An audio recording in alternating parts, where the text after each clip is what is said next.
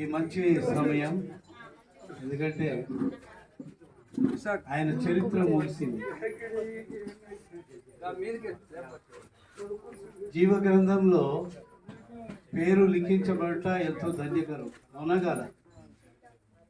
కానీ ఈరోజు ఆయన పరలోక రాజ్యంలో మరి దేవుని సన్నిధిలో ఉన్నారని మనం ఎంతో సంతోషించాల్సి ఉంది. అయ్యగారి గురించి నేను 2 మాటలు చెప్తాను, ఎక్కువ సాక్ష్యం చెప్పను. 2016 నుండి నేను ఈ సంఘానికి వస్తున్నాను. పాస్టర్ గారి అనుమతితో మరి నేను కొంత వాక్య పరిచర్య కూడా అందిస్తున్నాను. కానీ కొన్నిసార్లు గత వారంలో మన నెలలో చెప్పినటువంటి ఆ ప్రసంగంలో కొన్ని ముఖ్య విషయాల గురించి అడిగినప్పుడు ఎవరు చెప్పకుండా లూకాయ గారు మట్టికి చేతులు ఎత్తి చెప్పేది. Praise the lord.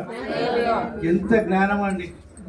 నీ ధర్మశాస్త్రం నా అంతర్యంలో ఉంది అంటాడు దావీదు మహారాజు. ఆ విధంగా ఆయన ఏ ప్రశ్న అడిగినా ఫస్ట్ చేతులు ఎత్తి చెప్పేవాడు. నాకు చాలా హ్యాపీగా ఉండేది.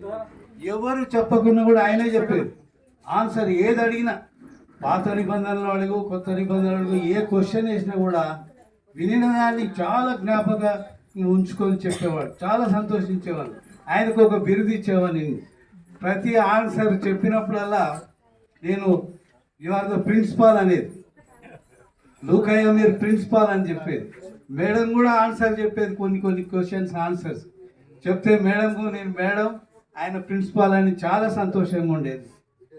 విధంగా ఆయనను మనం జ్ఞాపకం చేస్తే ఎంతో ధన్యత. మరి మేము కూడా ఆలోచిస్తాం వారి కుటుంబ సభ్యులకు, వారందరికీ దేవుడు ఓదార్పు, సహనము, మరి ధైర్యం ఇవ్వాలని, వారు కూడా మరి బ్రతుకు జీవిత కాలం అంతట్లో వారు సాక్షులుగా నిలబడాలని ఆశిస్తున్నాం.